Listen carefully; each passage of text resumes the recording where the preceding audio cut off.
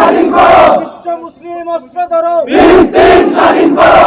যে সকল পণ্যগুলো বয়কট করা যায় করার মতো এগুলো বয়কট করার বিকল্প কি ব্যবহার করা যায় এটাও আমরা ব্যবস্থা গ্রহণ করবো ইনশাআল্লাহ। আমেরিকার এই মদত বন্ধ করার জন্য আগামী বৃহস্পতিবার সকাল 11টায় আমেরিকান দূতাবাসের অভিমুখে আমরা লং মার্চ কর্মসূচি ঘোষণা করব।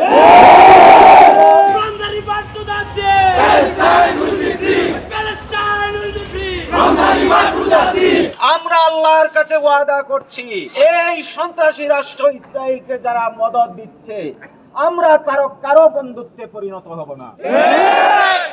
আমরা জানি এই ইসরায়েলকে মদত দিচ্ছে আমেরিকার মতো একটি কুখ্যাত রাষ্ট্র। আমরা আমেরিকাকে বন্ধু ভাবি না। আমেরিকার এই মদত বন্ধ করার জন্য আগামী বৃহস্পতিবার সকাল 11টায় আমেরিকান দূতাবাসের অভিমুখে আমরা লং মার্চ কর্মসূচি ঘোষণা করব।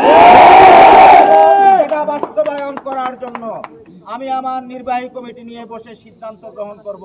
আমি আমার ছাত্র সংগঠনের সকল নেতৃবৃন্দকে আহ্বান জানাবো, আসুন বৃহস্পতিবার আমাদের কারো কোনো কাজ নেই, আমরা ওই দিন ইমানের পরীক্ষা দিব। আমরা আমেরিকা নারায়ে তাকবীর, বিশ্ব মুসলিম অস্ত্র ধরো, ফিলিস্তিন স্বাধীন করো, বিশ্ব মুসলিম অস্ত্র ধরো, ফিলিস্তিন স্বাধীন করো। বদরের হাতিয়ার, গর্জে ওঠো আরেকবার, উহুদের হাতিয়ার, গর্জে ওঠো আরেকবার, বদরের হাতিয়ার, গর্জে ওঠো আরেকবার, উহুদের হাতিয়ার। গর্জে ওঠো আরেকবার।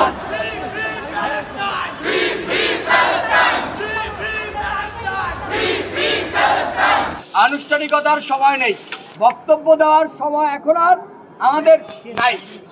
আমাদের এখন যা করতে হবে, আমাদের অ্যাকশনে চলে যেতে হবে। আনুষ্ঠানিকতা অনেক দেখেছি, অনেক বিবৃতি দেখেছি আমরা, অনেক একাত্মতা প্রকাশ করা দেখেছি আমরা, কিন্তু তাতে কোনো কাজ হয়নি। সুতরাং আমরা এই সমবেদনা, একাত্মতা এগুলো আর দেখতে চাই না। আমরা দেখতে চাই মুসলিম বিশ্ব ঐক্যবদ্ধ হয়ে অ্যাকশনে চলে যাক। আমেরিকার মতো, ইসরায়েলের মতো, ভারতের মতো নরপিশাচদের কথা না বলে আমরা আমাদের যারা মুসলমান কান্ট্রি আছে এদেরকে জাগানো দরকার। এরা কোন অবস্থা আছে, এদেরকে জাগিয়ে তুলুন। আজকে আপনি আমেরিকার এম্বাসি ঘেরাও করবেন, যুক্তরাষ্ট্র তো জেগে আছে, ওরা তো জেগে আমার বোনের উপর অত্যাচার করছে, ওদেরকে জাগানো লাগবে না।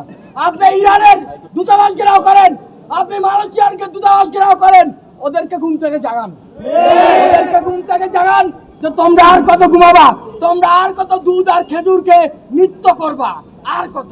এখন সময় হলো ইরানকে জাগানো, মালয়েশিয়াকে জাগানো, তুরস্ককে জাগানো।